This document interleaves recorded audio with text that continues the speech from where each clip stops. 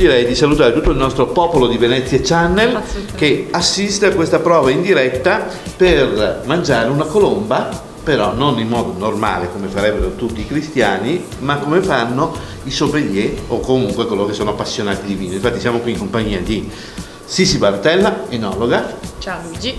Franca Bertagni, sommelier. La nostra padrona di casa, quindi state attenti, perché la nostra padrona di casa potrebbe anche buttarci fuori se diciamo che il vino non va bene. Mai, giammai. Perché viene tutto da lei, perché io avevo lanciato su Facebook naturalmente un post per un abbinamento un po' particolare della colomba. Avevo in un primo tempo scartato, diciamo, i vini soliti che si usano a abbinare al dolce finale per avere un qualcosa di un po', come dire, strano, strano ma vero. E tu mi hai subito rilanciato con una proposta. Prima di andare avanti salutiamo anche tua figlia Benedetta, che è qui con noi, anche lei sommelier. Ciao Benedetta. Ciao. Allora io incomincerei dalla tua provocazione, perché è stata una provocazione. La provocazione l'hai lanciata tu dicendo non il solito abbinamento dolce con dolce, e quindi il mio pensiero è andato subito al nostro rifermentato in bottiglia, pensando alla lievitazione della colomba che ben si potrebbe abbinare ai lieviti invece presenti nella bottiglia di vino. Bene, quindi in qualche modo questa provocazione è stata raccolta. Siamo anche, diciamo che siamo nell'azienda Poggio delle Grazie. Dicevi tu Sisi che ti è piaciuto molto questo posto perché proprio siamo in alto. Sì, è una situazione un po' insolita, uso il termine che ha usato Elisabetta, originale, no? È molto bello essere qui perché da questa posizione riusciamo veramente a dominare tutti i loro 15 ettari, vero? 15 ettari di vigneto, bacca bianca e rossa, riusciamo a intravedere il lago, che per me è sempre un valore aggiunto, vediamo il Monte Baldo, cioè abbiamo dei bei riferimenti. Ecco, però io adesso vorrei passare la parola alla sommelier Franca Bertagni.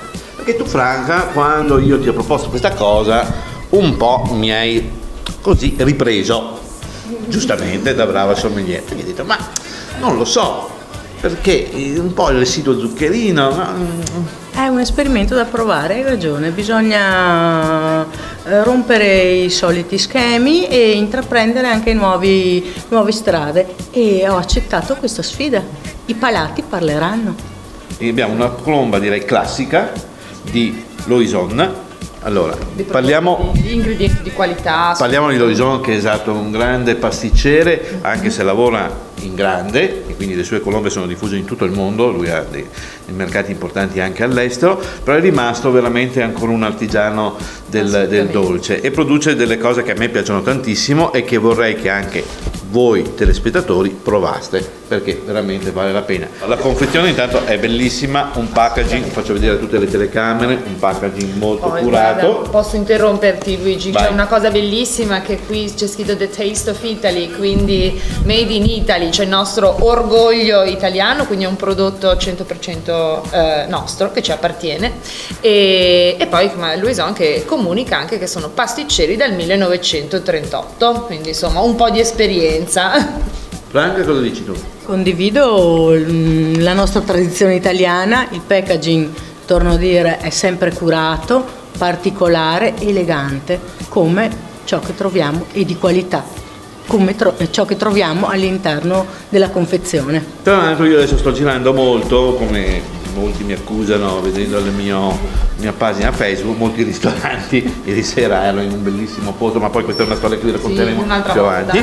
E dico sempre che bello e buono vanno di pari passo, cioè nel senso che una cosa buona non può essere brutta e una cosa bella non può essere cattiva. Quindi qui effettivamente abbiamo un bellissimo packaging e sicuramente mi aspetto all'interno una colomba altrettanto bella, cioè buona, e quindi andremo a degustare.